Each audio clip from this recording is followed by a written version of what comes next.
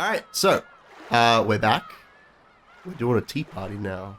So, I'm it's the excited. day after. Yeah, it's the day after. And we've finished episode 1.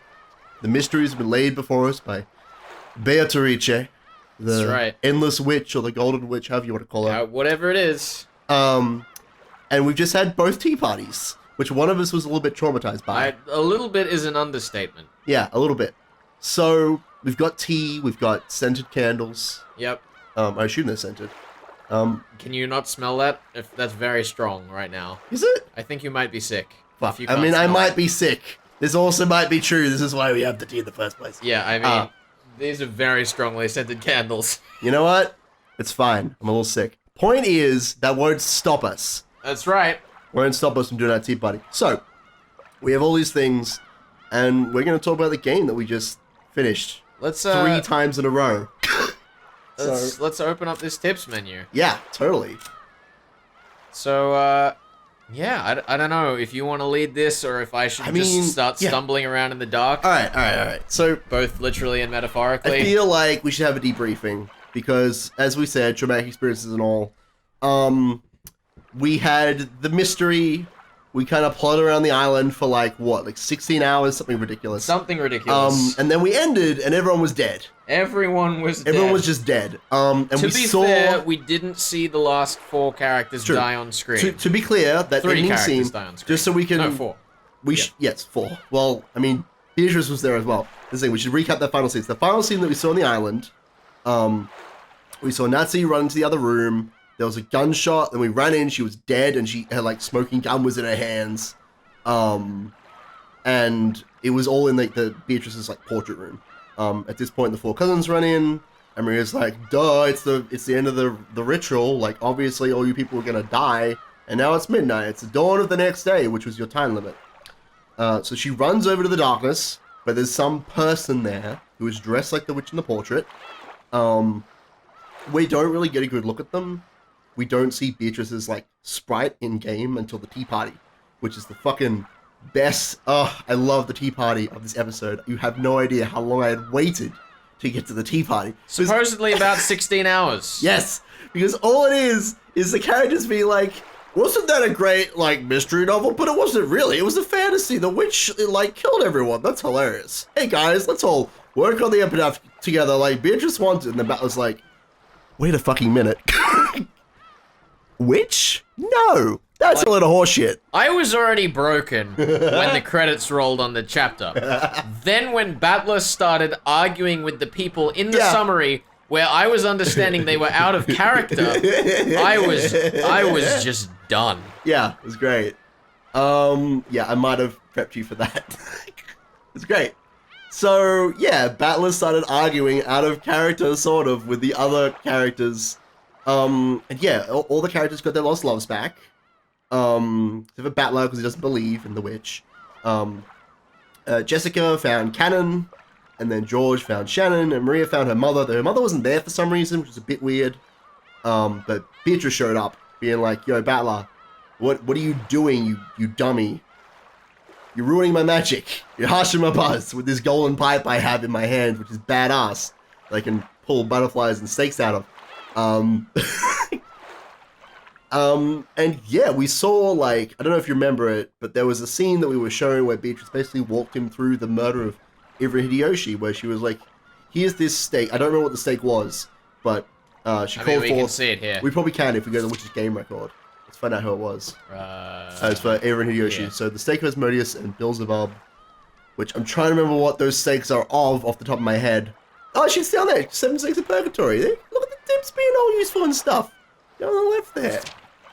No, it doesn't. It does not tell us. I'd have to look it up. We had this discussion yesterday. You know what? That's fine. Point is, they were hit by 2 stakes. And I don't remember exactly. I think Asmodeus was Lust, and Beelzebub... Oh, boy. It's not Wrath. I think Beelzebub is Sloth. Umineko credits going out the window. Either way, because Mammon is Greed, Satan is Wrath, Lucifer is Pride, Belphegor, I think, is Envy. I might have Beelzebub and Belphegor mixed up. Point is, stakes hit them through the crack in the chain, because it was a closed room. There was this chain there, and then they cut it open to get to the victims, and it was locked from the inside and all that stuff. And basically Beatrice saying, well, if you can't prove how it was done by human means, well, I can do it by witch means, by magic. And so Battler challenged the witch Beatrice to a fucking duel. Challenged a witch, because that's the thing that he does, because he's Battler. He is the fight man. And that was the second set of credits. The third set of credits. Hold on. I feel like I kind of want to butt in and say something, but at Yeah? the same time, I'm Hold on. reliving my despair from Let's just yesterday. get to the end. Let's get it all in one back. The third, well, I guess the second tea party, the tea party for those who are not human, which led to the third set of credits for episode 1 out of 8 episodes, just to be clear, introduced us a new character named Castle. She's a little weird. She talks about like witches and voyages and game boards and like all this weird stuff. You know, I don't remember exactly what she said. All of it. I don't know. Do you remember any of that conversation?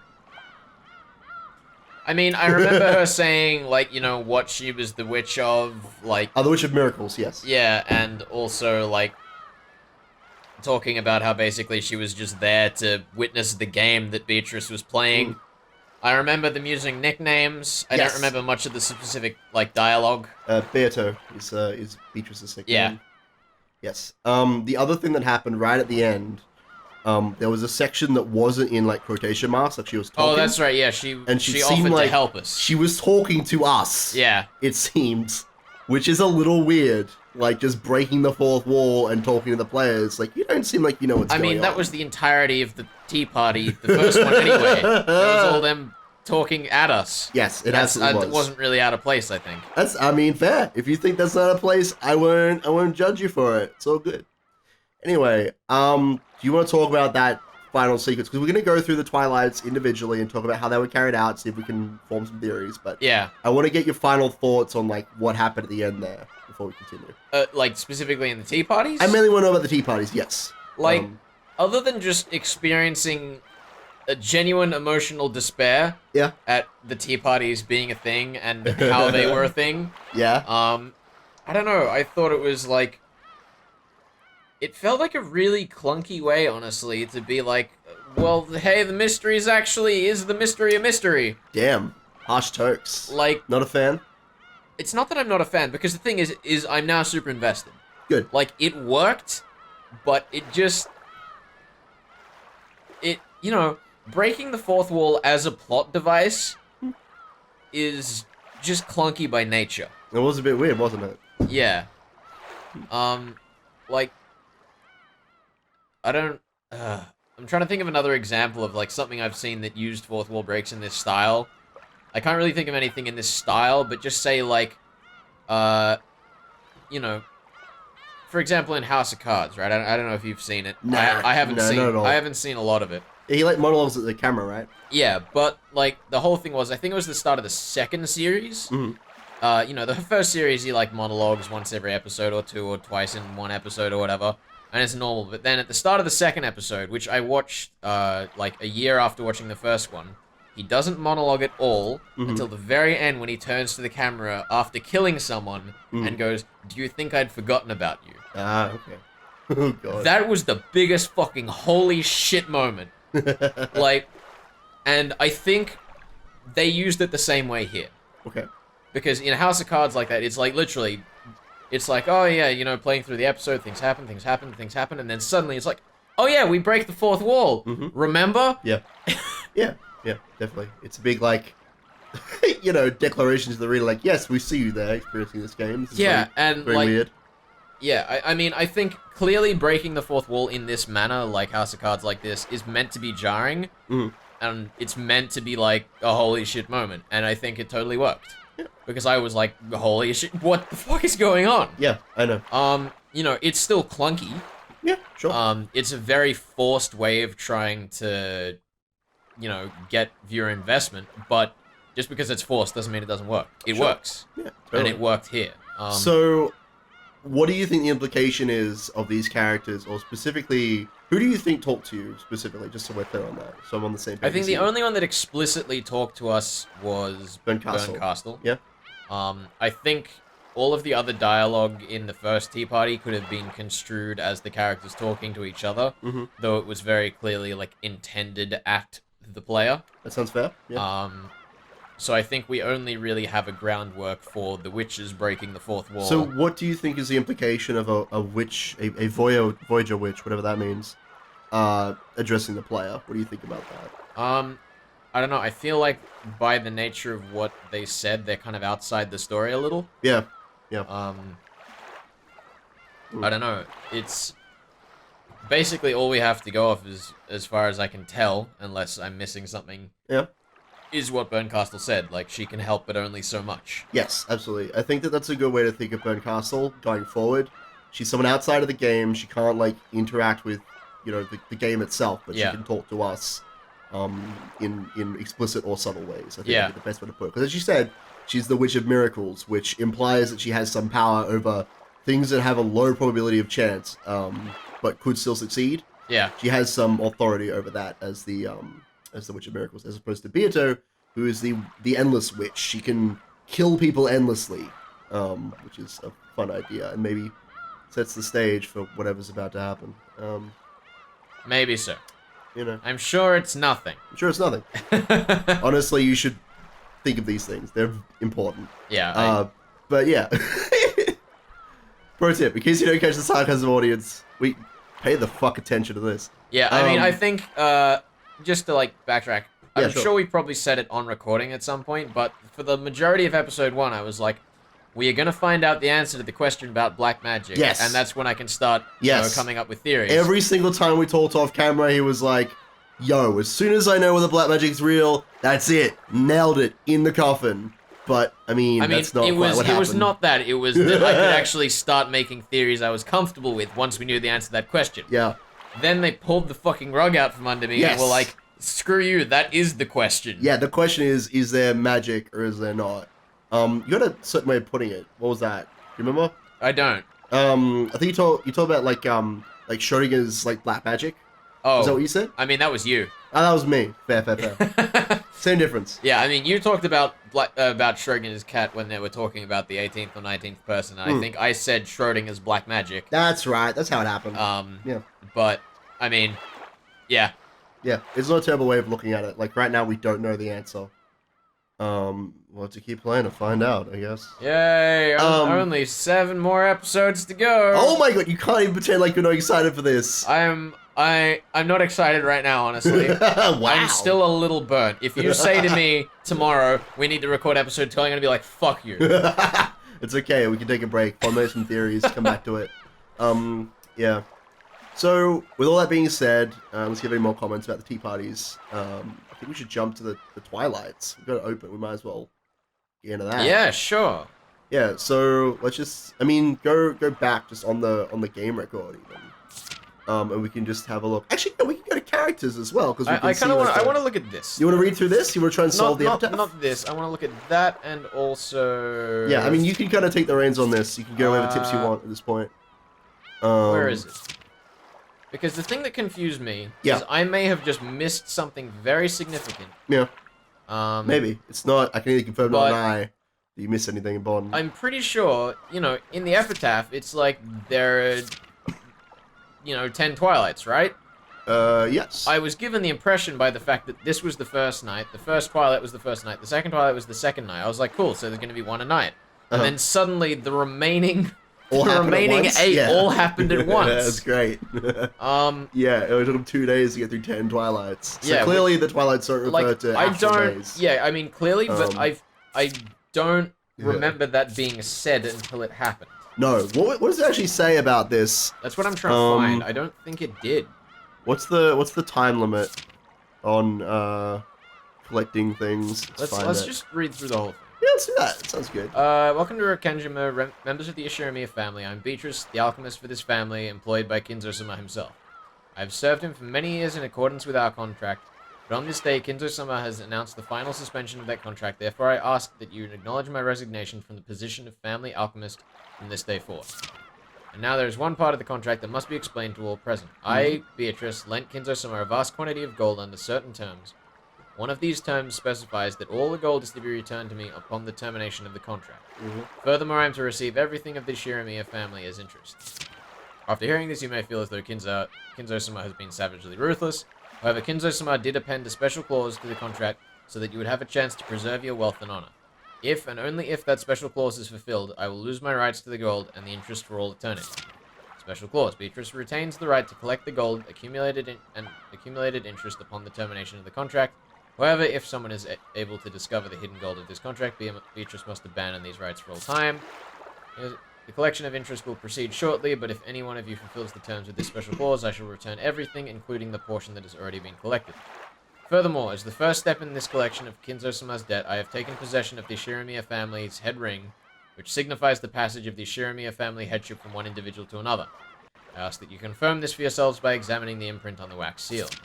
Kinzo-sama has already publicly displayed the location of the hidden gold within the epitaph under my portrait. The rules apply equally to all who can read the epitaph. If you discover the gold, I shall return everything to you. Tonight, I ask you enjoy your battle of wits with Kinzo-sama to the fullest. I sincerely pray that this night will be both intellectual and elegant. It was both. Praise Beatrice. Praise her noble name. I am the cult of Beatrice. But yeah, I think that it doesn't say anything in there about an actual deadline. No. It doesn't there. It doesn't there. Ah, here we go. Actually, yeah. You have little time remaining. Please abandon any hopes. You can only end with my do yours. When time runs out or win by default, there will be no ties. So yeah, it doesn't say, at least in the letters.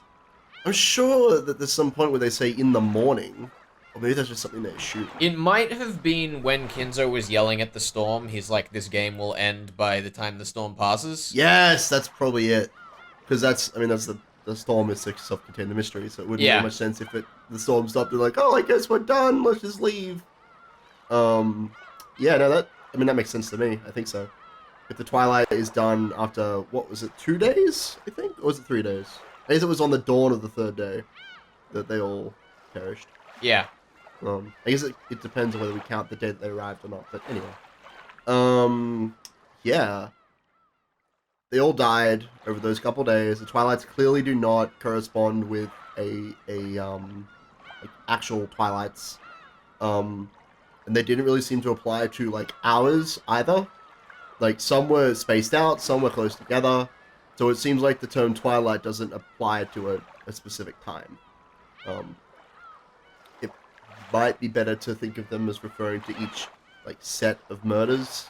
I mean, maybe. I was thinking, what are you thinking? More like the kind of phrase, you know, the twilight of one's life. Yeah, like totally. it just refers to deaths. Mm-hmm, mm-hmm. Because ultimately, the first twilight, 6 people died, so it's the twilight of 6 people's life.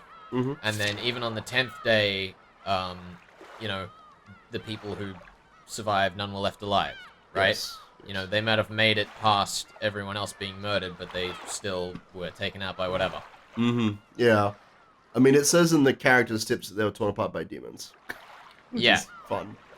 But I mean, at this point, we still don't know if that's true because it's true. We're They about could to have delve just been into answering the question. Yeah, they could have just been clubbed over the head. So it's like, oh, the demons killed them and ate their bodies. Oh no. Yeah, because like, I mean, it specifically says on the page we're looking at missing. Yes, you're absolutely correct. It does say that. And then that's a little fun ending there with Tatler on his own. I guess that's the other question. One of the big things that was brought up was the existence of a 19th person. Do you think that a 19th person exists or not? I mean, yeah. I don't know. I mean, I feel like that's a question that we're just gonna have to try and answer. I think if it turns out that magic is real, then there was a 19th person. If not, then there was not. Yeah. In fact, there could be more than 19 people, really, if it's magic. You can just teleport through the storm. This is also true. Yeah. Just a thought, yeah. But I mean, I suppose if magic is real, the assumption is that one person was powerful enough to do all this shit. Mm-hmm. Yeah. So I guess that's the other question when we go through these twilights, because we should do that soon. Do you want to go through that with assuming that magic exists or that it doesn't exist? What do you think? I mean, can we go through both? We can go through both. So let's go through, let's say magic exists. Why don't you tell me about how the murders were carried out? So the first Twilight, who was it? Those are the second Twilights. The first Twilights were, Yep. Carrie, Rudolph, Shannon, Godar, Kraus, and Rosa, correct? Yes. Four of them had their faces smashed in, two only had half their face smashed in. Two with half smashed in was Kraus and Shannon. Yep. So there may be some theories there. And the second Twilight was Ava Hideyoshi, and so on and so forth. Let's tackle the first Twilight. How do you think that this was carried out? Do you have any ideas? Okay, so, I mean, if it was magic, it just fucking happened. Sure. Okay. But, I think, you know, the fact that, Natsuhi, like, had her door, like, scratched in or whatever. Yeah.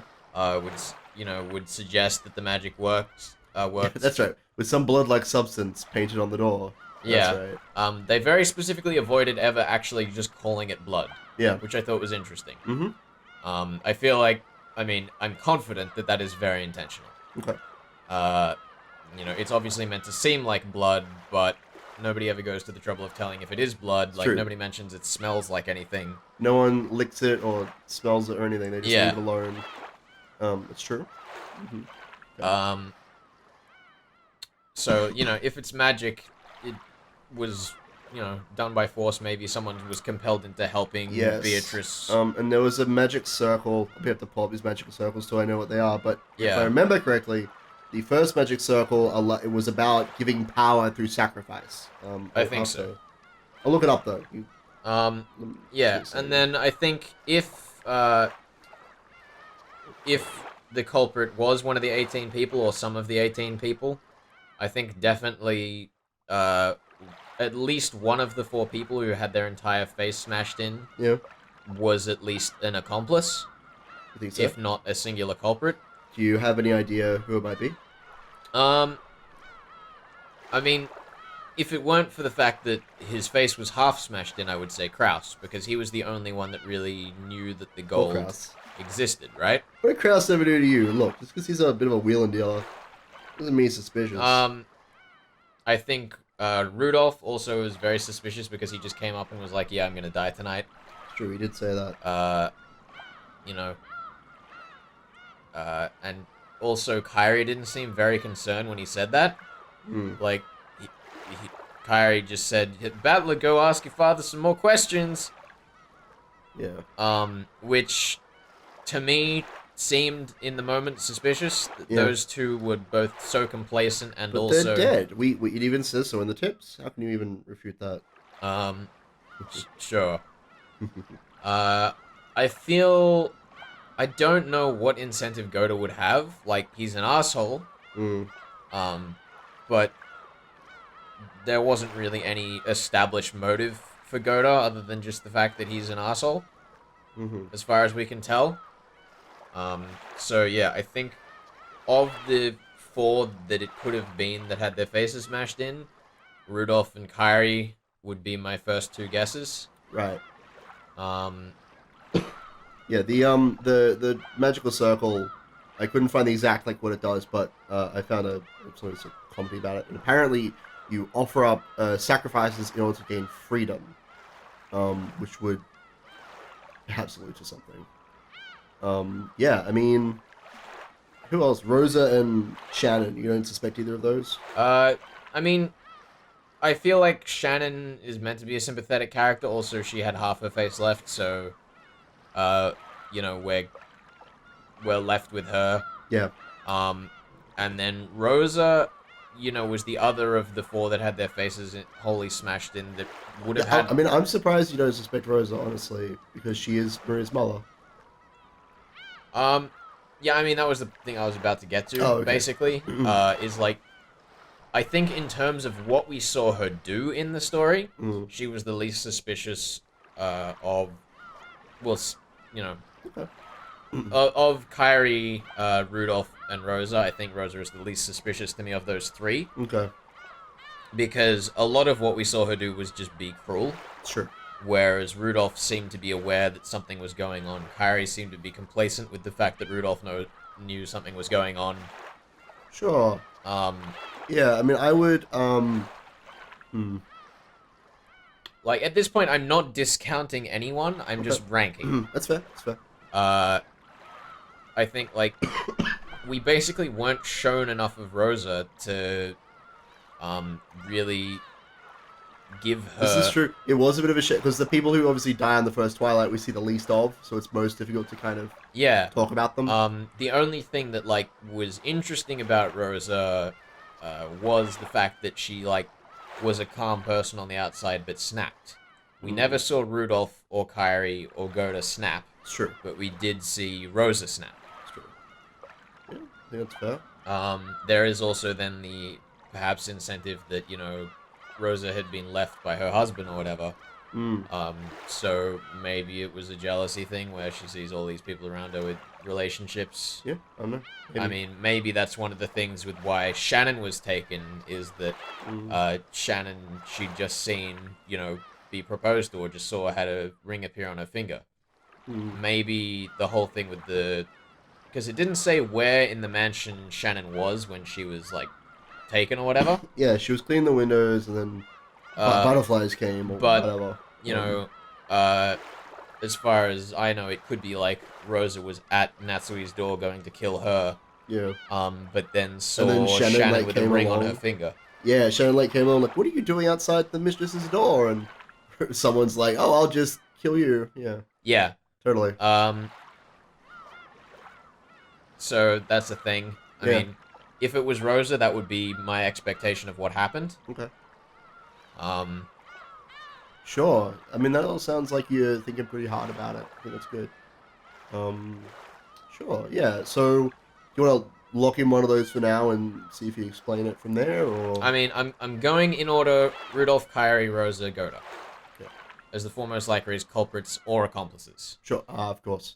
Yes, because it's most likely only one culprit, as per Nox's Ten Commandments, which has been really brought up, but it's something to be aware of. Yeah. Do you want to talk about that now? Because it's something we've discussed, I think, outside, but not. I don't think I want to like go through them right now, but there are things that exist. Yeah, basically, before we started this recording, when Ben was just talking about the novel, he was talking about how like detective novel theory plays into the story. Yes.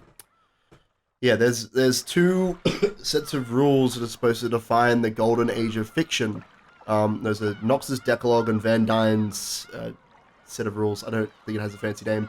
And yeah, these 30 rules in total are supposed to define the golden age of the mystery genre, and it's supposed to be like the standard that you hold yourself up to. So if you're going into a mystery novel, it's a fair bet that they're going to play by those rules. I don't remember all 10 of the rules off the top of my head, but it's worth remembering them. Yeah, but basically the rule you were referencing there is the fact that there should only ever really be one culprit. But there can be accomplices. Of course, one of the notes does also reference the idea of a Watson character being in the story, and I don't know that we really have a Watson. George is kind of the Watson in a sense. I feel like George seems to be slightly more intelligent than the average reader, though. That's definitely true. That's definitely true. Because one of the things about the Watson character is that they must be... slightly less intelligent than the average reader, yes. But only slightly. Only very slightly, I believe, is the exact phrasing of the term. So really, Battler fits that description more than George. Maybe George is the detective the whole time. Yeah, I mean... that does make sense. It could also be Jessica, but... you know, maybe the idea is more that it is the cumulative Jessica George balancing each other out to be slightly more stupid than the individual character. I would agree with that. Definitely. But yeah, so I think that's the first Twilight. Sure. Pretty much covered as much as I have to say about it for now. It's pretty open. It's intentionally like everybody died. No one has an alibi. Who did it? Yeah, like assuming that they died at all, of course. Anyway, so next is Eva and Hideyoshi in the closed room. Yeah, so pierced by stakes with handles too short that you couldn't really thrust in someone's head, not easily anyway. Yeah. And the room was found with a chain that had to be cut open. The door was also locked. I think, yeah, it was locked. And Eva and Hideyoshi were found dead. Eva was on her bed, and Hideyoshi was naked in the bath. And just blood everywhere. And yeah, I mean, everyone went in, so they were dead. And they were like, how did someone kill these people in this room?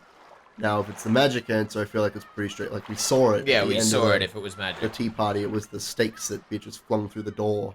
Because they can hit any target unfailingly, which is pretty awesome, if you ask me. And then basically, the thing that I think going into this Twilight most is, the whole thing with Kinzo disappearing. Yes. Yes. Because, like, the whole thing with Kinzo disappearing is they're like, well, it was Natsuhi because she was the one that entered the room, and then when they went in the second time, Kinzo wasn't there. Do you want to talk about that, like, puzzle thing before we continue? Just to, like, touch on it? Sure. Yeah, so it won't be in the tips anywhere, but basically, Ava said, hey, I put this receipt in the door last night when we put grandfather to bed. Yeah. And this morning when we went in to check if he was there, he wasn't there, and yet the receipt that I put in the door was still there. So the implication being that no one has entered the room between when they left the room last time and the morning. So there are, yeah, I want to know what you think about this situation here, because Ava is obviously against Natsuhi, and Natsuhi is against Ava, and they both kind of talk their points. I don't know how much of that you remember. But... I mean, I probably don't remember specific sentences that well, but okay. The gist of it I get. That's okay. I was a bit confused at first by what Eva was saying. Yeah, absolutely. I remember that. You were like, what if she's saying this? Like, no. The other thing was that in my head, for whatever reason, I had imagined Kinzo's office door as being like some fucking Get Smart contraption with like massive closing metal doors. And then they went up to the study and just showed the same fucking wooden door as before, and I was a little let down, honestly. A little let down? Oh, that's unfortunate. No. Yeah. Basically what Ava said was that the only possible conclusion was that because nobody had used the door since Natsuhi left, Kinzo must have left the room before Natsuhi left the night before. Which meant that Natsuhi had killed him, flung him out the window, locked it, and then come out looking all cheery. Like, yes, I killed Kinzo. Nice. And it also, like, secures an alibi for her. Yeah. Kinzo's body show up later, which is what happens on the first Twilight. I think the thing is about that, I don't like about that theory is we were watching Natsuhi that whole time. Yeah. Like, the camera, per se, was on Natsuhi. Mm-hmm. I feel like it would be very, like, I don't know, I just don't think it would make sense to write something explicit as a scene that is just outright untrue. Okay. Yeah. If it was a third party witnessing a scene and misinterpreting it, maybe, but it was a narrator saying what happened. Yeah, totally. So, I think the scene with Natsuhi entering the room is probably intentionally meant to solidify the fact that she is innocent in at least that case. Because, if I recall correctly, we even saw her coming out of the room and speaking with Ava. We did. She had that conversation with Kinzo where he was like, brave the one-winged eagle upon your heart. Yeah, I don't remember if there was a cut between her, like, heading towards the door and actually exiting. You're wondering if there was a period of time there between camera, like, the moon moves in the sky, and, like, we're between the inspiring speech, and then she's like, let me kill you now, and then she comes out. Yeah. Not covered in blood. I don't remember if that was a thing. I don't think it was, off the top of my head. There is a sink and, like, a bathroom in there, so she could wash that blood right off. I'm just saying. No, that's not the trouble I have. I'm just saying that if I recall the scene being complete. Yeah. Like, she went in, she spoke, she left, then something happened. Yeah. I don't recall there being a cutaway in the middle. I might be very wrong. No, I think you're right. I don't remember exactly, though. But I feel like that is very clearly meant to be like, Natsuhi did not do at least this part of the crime. At least this part of the crime. I feel like there's a theory here. Anyway, let's get back to... As I said, I'm not discounting anything yet. That's fair. Let's get back to Ava and Hideyoshi. How do you think... If Kinzo is... What, you think Kinzo is, like, creeping in and killing Ava and Hideyoshi? No. The point I was making with Kinzo's thing is I was thinking that the theory that someone was in the room before the closed room scenario happened, in Kinzo's case, was probably misdirection, or even direction to the fact that that was what actually happened in Eva and Hideyoshi's case. Because we only were told about the TV, the bed, and the bathtub. It's true. We were not told about anything else existing in that scene. Okay. I mean, other than the door, I guess. And the chain lock. Yeah.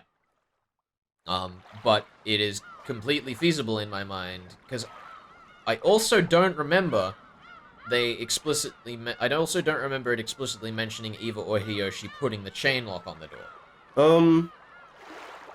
That's a good question. I don't recall. I'm pretty sure they locked it at least. I don't know if they put the chain lock I'm pretty on. sure they locked it, but I don't remember it mentioning the chain lock. Okay. Which to me would suggest it was probably intentionally left out, such that it could be another character that chain locked the door, who was maybe still inside the room. Okay. So then how did they lock the chain and then leave the room? Who says they left the room? Oh, I see. That's what I was saying, is the scene about Kinzo leaving the room of his own accord later after he'd been found missing was what could have happened in Eva and Hideyoshi's case. The murderer could still have been in the room when they were found, and then once everyone ran off to find the corpses, that was when the culprit, yeah. Yeah, that was when the culprit escaped. Yeah, just call him the culprit. The other thing is, if I recall correctly, the magic circle that was drawn on the door was drawn while the chain was still locked. Or while the chain was still... I think so. What that says to me is either there was someone inside and outside the room. Okay. One did the crime, one did the magic circle. Okay. Or the culprit was in the room, exited when the servants left. Yeah. Did the magic circle. That's absolutely correct. And I went back into the remember. room. Yes, I do remember because Cannon went to get pliers Yeah. from one of the storage rooms, and when he came back, there was this dripping red paint, which could have been placed with my magic. But you're right, somebody could have just painted it on. If we're going with the human explanation. Yeah. The other thing is that they explicitly mentioned how short of a time it took for the magic circle to appear after 5 minutes. Yeah. Which is pretty quick. For someone to have rocked back up to the room, having hidden from the servants, running down the corridor, and finding it, to then come back, paint it, and then run away again, would have been a far greater task than being in the room 6 feet away from the door, coming out, painting it, and going back in through the same door. Do you think that they could have painted that intricate design that Maria would recognize? Because she does recognize it as this is what this is, it's accurate. You think that somebody could have painted that in that 5 minute span? I don't think it's impossible. Okay. Speed painting is a thing. Okay. That's fair.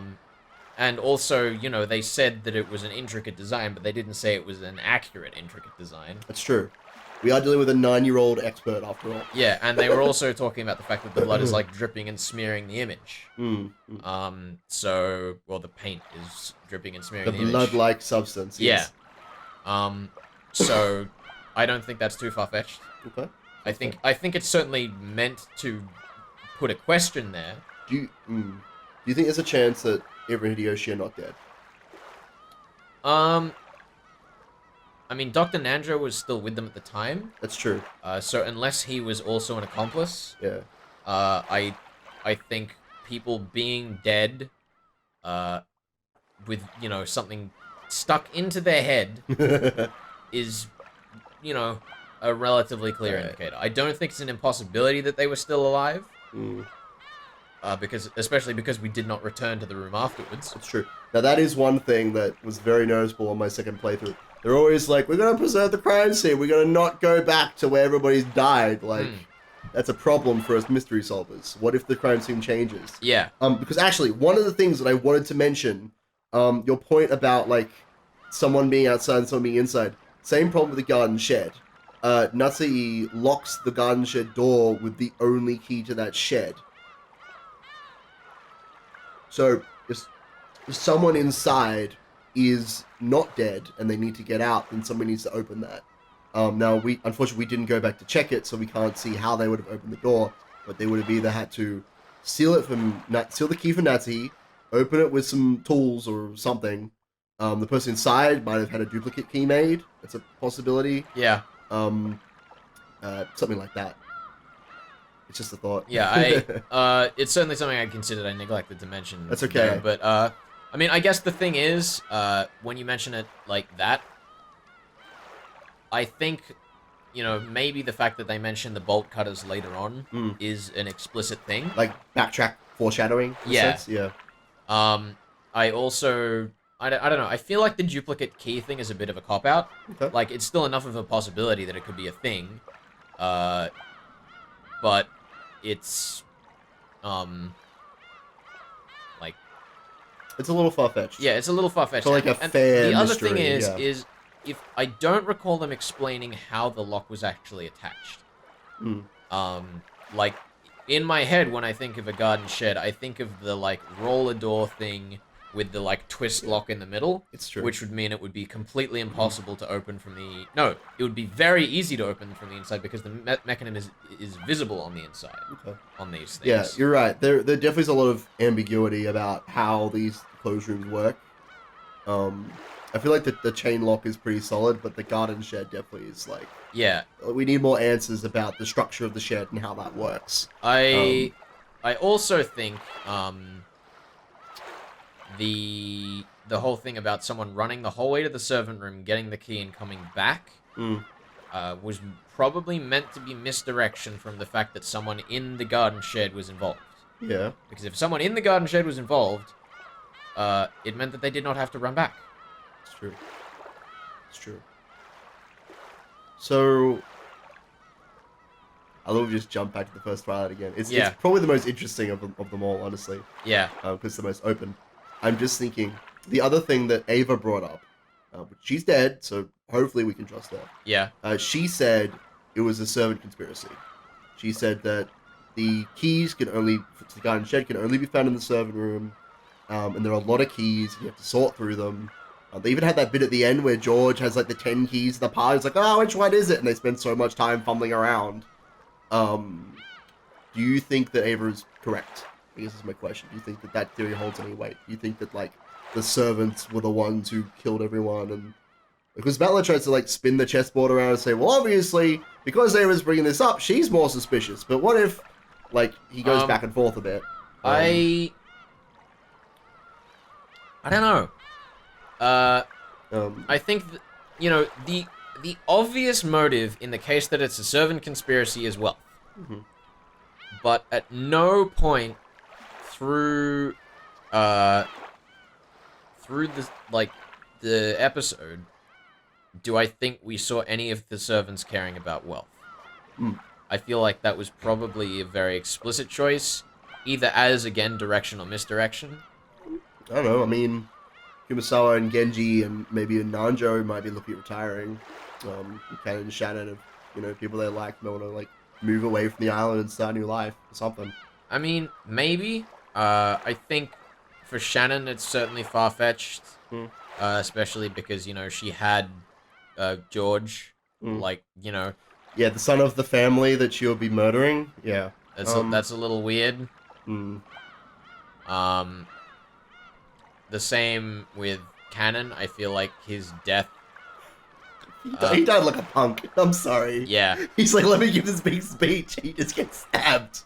Yeah. So bad. The only thing that makes me kind of suspect Cannon is the way that speech was phrased could basically be him turning on the person he was working with. I definitely think that's intentional. It seems like he knows Beatrice. He's like...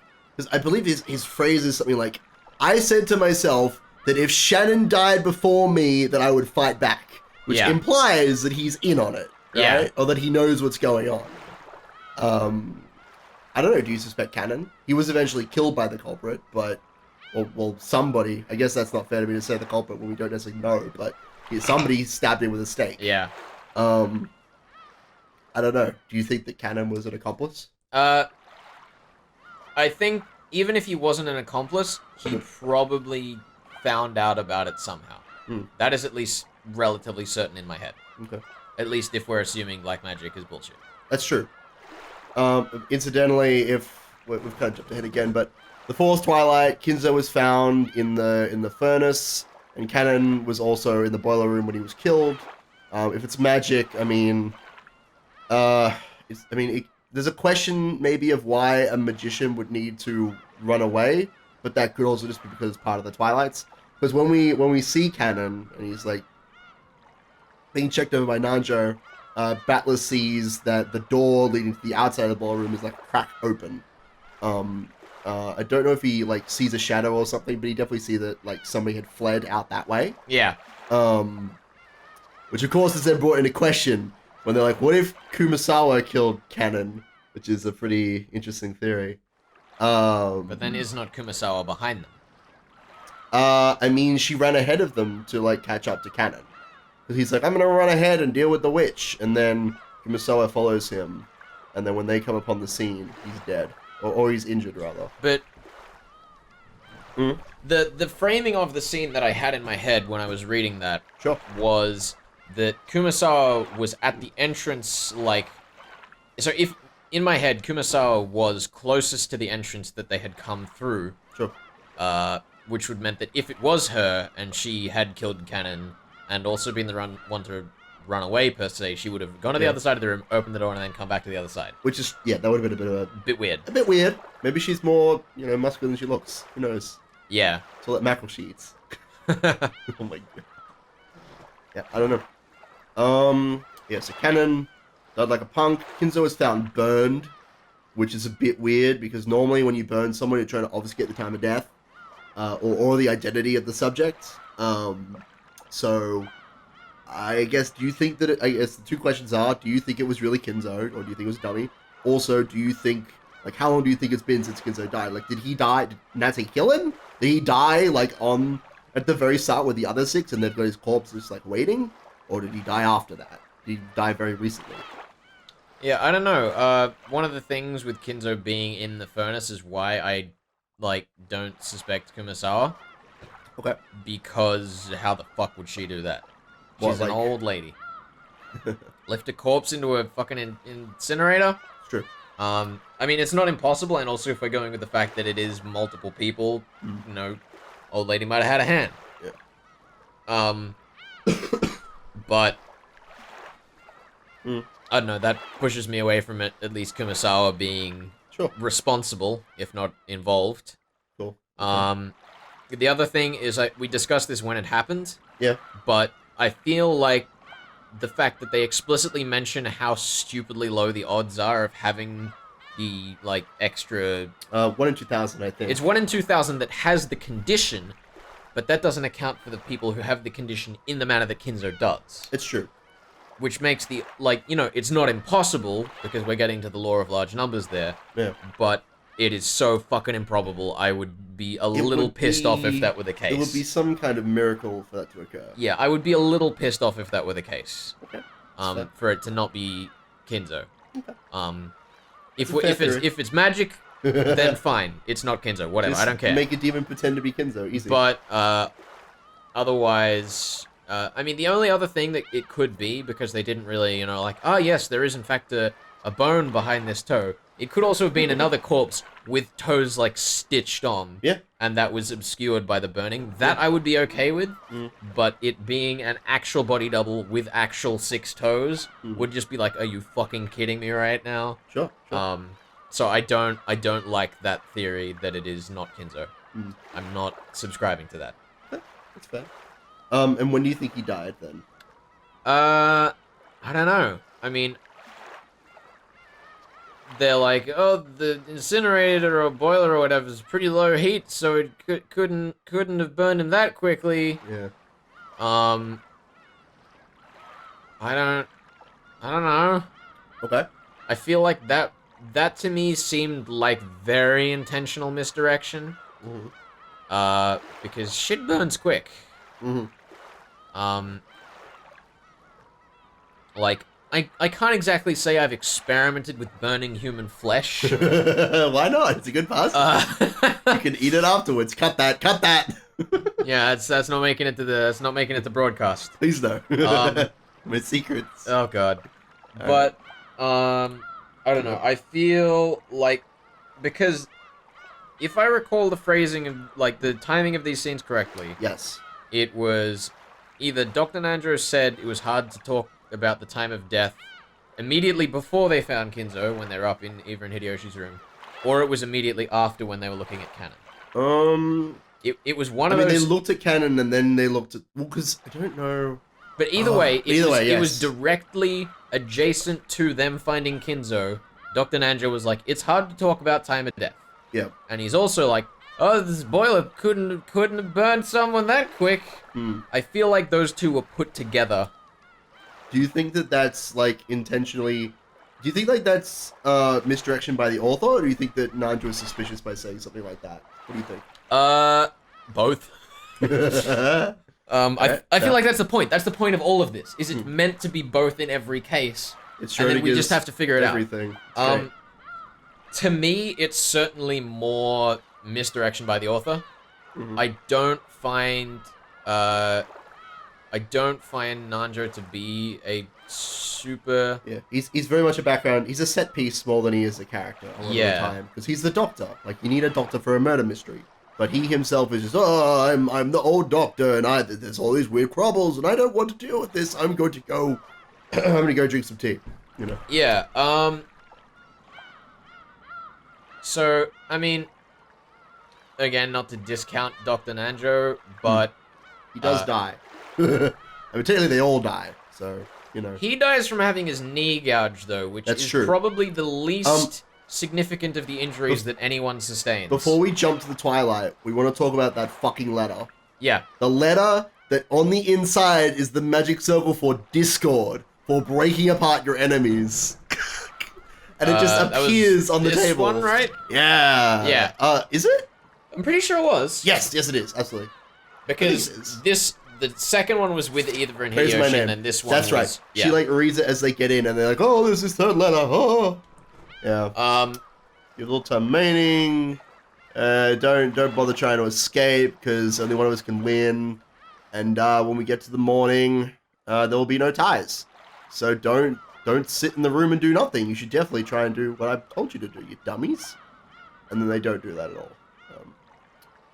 Yeah. Yeah, I mean, great. I really enjoyed, like, I was cringing that whole scene because they're like, it's a trap, guys, and then they fell for the same fucking trap that they had just said they had fallen for. It's great. It was so stupid. I love this. I love it so much. Natsuhi is not the best leader, it turns out. She doesn't even get a shot. Well, I mean, she does get a shot, but in it her doesn't forehead. Hit. Yeah, she, like, fires a gun, and then she ends up dead, question mark? Yeah. Yeah, I mean, before we jump too far ahead again for the 1,000th time, who do you think put the letter there? Out of the 8 of them. I don't want to discount anyone. I mean, I think the person that was the most suspicious to me reading that scene was Natsuhi. Uh-huh. Why? Because it's kind of the idea that she noticed it, and she seemed to notice it suddenly, as though to try and make her seem less guilty, because she'd put it there. Maybe, yeah. Or maybe it was, like, because she was the one holding the letter from Eva and Hideyoshi's room, right? Yes. So the other thought I had is maybe there were 2 letters and she only realized it later and didn't want to seem suspicious by also having the third and not having said it. So maybe she was trying to remove blame from herself for a mistake that she'd made. Yeah. So I guess the question is, what is the motivation behind that? If we assume that Natsuhi put the letter there, because I think that out of, like, if we look at the two groups, I feel like Natsuhi is the leader of, you know, George, Battler, and Jessica, and Natsuhi. Then Genji is kind of the leader of Kumasawa, Nanjo, and Maria. So I feel like out of the 8 of them, the 2 most suspicious people are then Genji and Natsuhi, I feel. Would you agree with that? Or would you feel that's a stretch?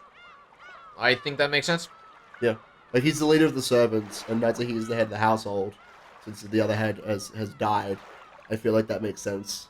I mean, you think it's Natsuhi over Genji? I thought in that scene, Natsuhi was the one that seemed suspicious to me. Okay. I think basically the thought to me is that as far as we know, Natsuhi was the only person in that scene that had actually seen any gold. Yeah. It's very probable that Genji had, but we aren't told that. Okay. So it's only an assumption. Mm-hmm. So to me, the only person with a real, like, reason for believing any of this bullshit was Natsuhi. So why do you think that she put the letter there? What was the reason behind that? If anything, it might have been to try and get other people to leave, but then the problem is that... I think she's an accomplice? I mean, maybe. Mm-hmm. The thing is, she was... I'm pretty sure she was the one that suggested people left. Yeah. I mean, that's the question. If she put the letter there, why wouldn't she have just pointed her gun at them to begin with? Why bother with the letter at all? Because you wouldn't want to make her seem like she was guilty. You think that she's that devious? I mean, if we're going with this theory, yeah. Okay. She doesn't seem that devious in the story, but as you said, out of Genji and herself, those two were the most suspicious in that scene. Definitely. I mean, not to say that Nanjo, Kumasawa, and Maria were not suspicious. Yeah. Because Maria was fucking suspicious, holy fuck. Well, this is the fun thing about Maria, and why I actually love reading about and playing her, even. Because she's with Bella the entire time. The entire time. And she's the most suspicious person. She's the person you're like, clearly she is working with the killer. But the only way she could be working with the killer is if someone in their group that is with Battler is the killer and she's talking with them. Right? Or if the entire thing was so premeditated that Maria knew it step for step. That's also true. If there's like, you know, some plan that's like set up, but I don't know, we don't really know if it's premeditated or not. Although we were told by Beatrice that this was a game board that she had prepared, so perhaps that's some evidence. If we want to go to the magic layer of things, yeah, that's maybe some evidence to suggest it was premeditated, but I don't know that you can say that for certain. But yeah, so if we assume that Rosa is the person who carried out the murders for the most part, and Natsuhi is an accomplice, and they're both after the gold. I mean, that makes... It's not terrible. So it's not bad. Yeah, I mean, the only problem with that is that Natsuhi gets shot at the end, you know? Well, she dies, I should say. With her smoking gun. Yeah. I mean, we never really investigate her corpse, was the first thing that I noticed. We don't know how she dies. The other thing is, especially if we're assuming it's two people, and Natsuhi is explicitly challenging the other, it could be like the case with Canon, where Natsuhi knew what was going on. Even if she wasn't an accomplice, she was trying to protect people from what she knew was going on. Yeah. And then when she challenged it, she suffered. Okay. Because, I mean, I don't remember the dialogue explicitly in that scene, but she was basically being like, I am important, fuck you. Yeah. She was like, I am the head of the Oshimiya family, and I won't take any of this shit any longer. I challenge you to a duel. And then she fired her gun and died. Is what happened. Yeah. So, yeah, and then Beatrice was just standing there with her golden staff and her dress, and Maria, like, ran over to her, like, what up? Yeah. And then that was the end of the game. So, I don't know if you want to talk about, I mean, the three servants were killed by someone who was not with Natsuhi, Battler, George, and Jessica, obviously. Oh my god. Just click off them, click on the, like, backspace in the middle there, and then you can execute them all at once. You can... There you go. There we go. You can just kill all 18 of them I did discover this yesterday. Yeah, so Kumasawa had her face screwed up. Yep. That's right, they all had their faces smashed, which... Genji did, and Nanjo did. I think all three of them did. So, I don't know. I mean, how much time passed? I guess a lot of time passed between them leaving and the discovery of their corpses. So it's possible that one of their corpses might have been switched, or maybe. Yeah, I mean, I think, of these three, I think that these two seem like the least lethal injuries, maybe with intention, but also the most debilitating. Hmm. I don't know enough about stabbing people in the stomach to I feel like say... it would kill you.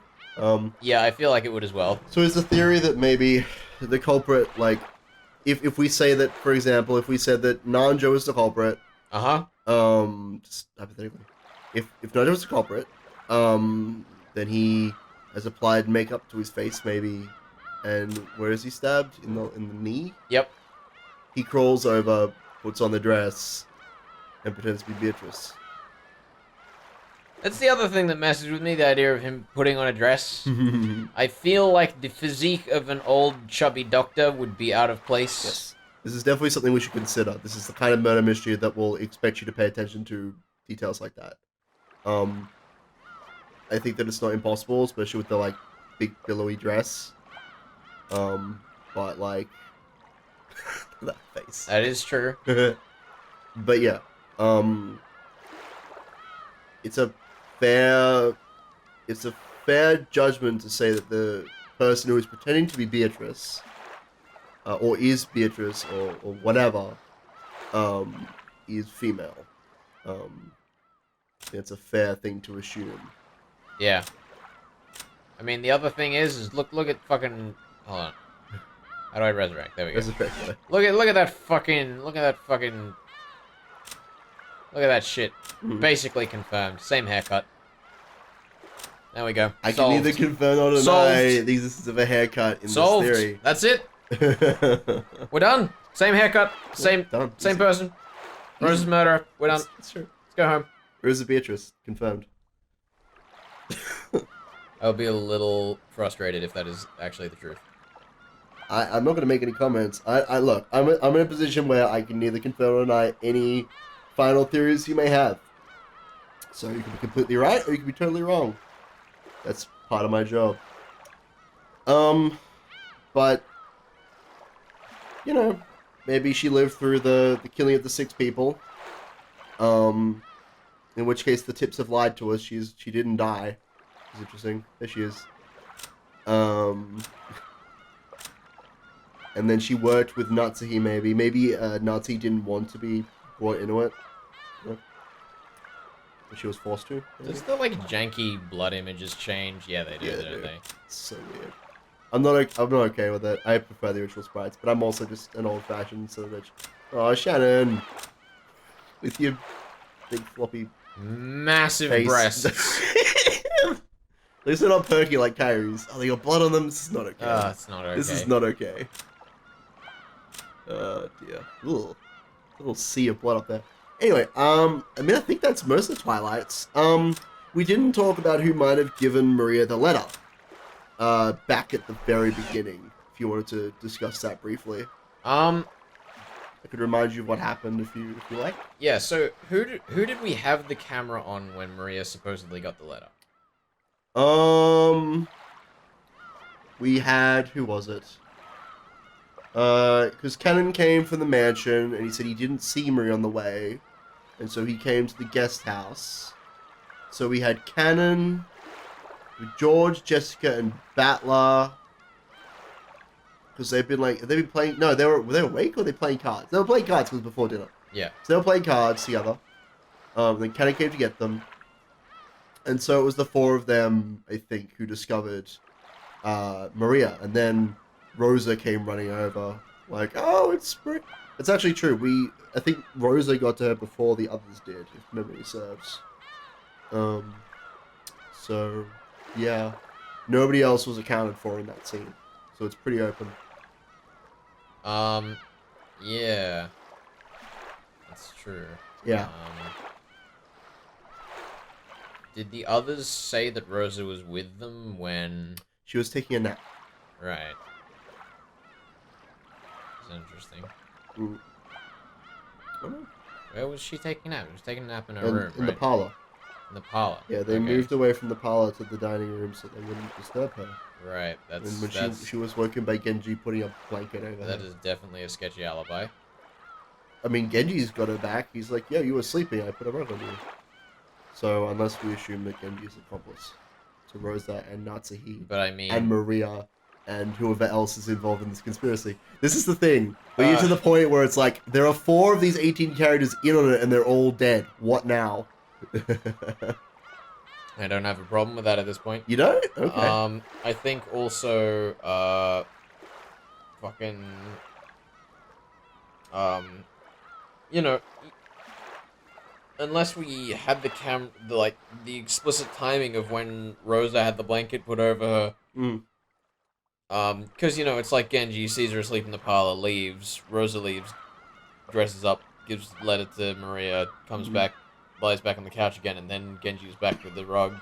Sure. I mean, you could say all manner of far-fetched things, but, like... I mean, if they have magic, they can just, like, create the dress around themselves, right? That makes it super easy. Yeah. I mean, that's also assuming that with magic, the magic person is one of the 18 again. This is true. This is the problem that we're having here. Because if we use... this is exactly what I think it was Maria was commenting on, like you were trying to say it's one of the 18, but whenever you don't explain something, you can't explain something with one of the 18, you say it's magic. But whenever it seems like it's magic, you try to explain with one of the 18. That doesn't make any sense. You gotta stick to one or the other. Yeah, I mean, I'm sticking... For the sake of making theories, I'm sticking with 18 people, no magic. Okay. You don't think there's more than 18 people? I don't think so. Okay. Because, if there's more than 18 people, basically all theories of who was where, who did what, goes out the fucking window. Okay. The only other character that existed in the story, other than, like, background people at the airport... I was gonna say the, flight attendants. Was, the flight... The pilot. There's the flight attendants and the captain of the boat. There were also some other servants mentioned, but they never had any lines. Yeah. I don't know what their names I don't were think... off the top of my I head. think they said they weren't on the island, though. It's true. They were from the same orphanage that Shannon and Cannon came from. They all have that weird on sound in their name. I don't know what that means. I'd have to look it up. Yeah, I mean, if it is if it is someone outside of the 18 people, it probably is a servant from what Fukuin House it was. Fukuin House, yeah. I think that's how you pronounce it. And that would also make sense as to why Cannon was fucking having a stoush with them. Yeah. But I don't like the idea that it is someone outside the story we were shown that is pulling the strings in the story. Sure. Because we were at least told Beatrice is a thing in the story. Yeah. I mean, we saw her at the end. She wasn't a sprite, but she was there. Somebody who looked like the witch in the painting. Yeah, again, it feels like a bit of a cop-out if it was someone outside the 18 if there's no magic. Sure. If there is magic, I'm then just back to, like, why the fuck does it matter? If there's magic, it's all bullshit. Yeah. I mean, I've mentioned that we are going to get a fair few more characters, but I mean, we've already seen how they can all appear, right? We've seen that Beatrice and Castle have appeared in the, like, magic realm. Yeah. Purgatorio, that's what they call it. No, Purgatorio was the first tea party. That's true. The second one, I don't remember what they called the second area. I think it was just swirling purple portal suddenly. Yeah, tea party. That makes sense to me. It explicitly had question marks on the tea party. That's right. I remember now. The question mark tea party. The best tea party. I'd love to have tea with witches. One day. Yeah. I guess that if we're talking 19 characters, like, Beatrice is, she's less than 19, greater than 18. So that's fun. But yeah, it's like, if magic is real, what the fuck does it matter? Because then we just have loopholes for everything, because suddenly we have supernatural things. So based on that, do you think the magic exists? I still think it probably will. I feel like, Yep. The thing is, to me, is that even if the culprit in the murders was human and not Beatrice, why the fuck were they doing it other than just being a psychopath? It's a great question. So I feel like even if Beatrice wasn't the culprit, magic is probably real, because otherwise why the fuck did this all happen? I feel like we don't have any reason for a revenge plot. Okay. I mean, it would certainly not be so unreasonable as to just be out of the question, but I don't think it's been set up, at least at this point. Yeah, I mean, we have a number of motivators that have already kind of been put on the table. There's the money, the gold, obviously. Yeah. All the siblings need money. I know you've said, like, the servants have been said, like, we need money right now, but they are servants. They could use money. They are human beings. Also the cousins. Let's not discount the cousins. I know that we've kind of been overlooking them, but it is possible that they're at least involved as accomplices. The 4 of them. The other motive perhaps is love based. Like, as we've been shown, this romance between Shannon and George, and it was said that Jessica liked Cannon. So there's a possibility that something's going on there. Ava was very disapproving of their relationship, but she didn't know about it until they were dead. So, but I would not discount other motives. Is what I'll say. If we get stuck on one motive, as I said, trouble. I'm not discounting anything at this point because that would be pointless. We are fucking an eighth, if that, into this story. Yes, we are currently firing blindly into the dark, but I do think you're doing quite well for somebody who isn't super into mystery novels. You're doing maybe even a little bit better than what I did on my first try. So I think this is going well. Yeah, but I mean, for the sake of laying down a theory, I don't know, I feel like we can wrap it now. I don't think I have any more to say other than just stretching it. Tell me what your theory is. For the sake of laying down a theory... Lay it down! I think Rosa is the main culprit. Okay. Accomplices. Okay. At least one of the other siblings. Okay. Most likely Rudolph. Okay. So, we got 2 people on the bandwagon. Let's keep going. Who else do you think was involved? I think at least Cannon knew what was going on. Okay. And I think I'm gonna lock it in at that. No Natsuhi. I think Natsuhi might have found out what was going on, but in fact, you know what? Fuck it. Natsuhi's in. Natsuhi's in. And Genji then? Nah. No Genji. I'm surprised. Okay. I think. Let's tidy him up. Put his clothes back on. Yeah. His stern face. Oh my god. Ooh. I love it. I think. How, like, you know, Natsuhi was all like, you know, it even fucking says there, Kraus and Natsuhi think of him as being a spy for Kinzo. It's true. I feel like if I'm saying Natsuhi's involved, it would not make sense to say Genji's involved. So we're locking it in. Rosa, main culprit, delivering the letter to Maria, hanging out with Cannon. Maybe he knew something. Maybe he wanted to fight back against Rosa, but couldn't. And then we got Natsuhi as someone who knew what was going on, but maybe was powerless to stop it.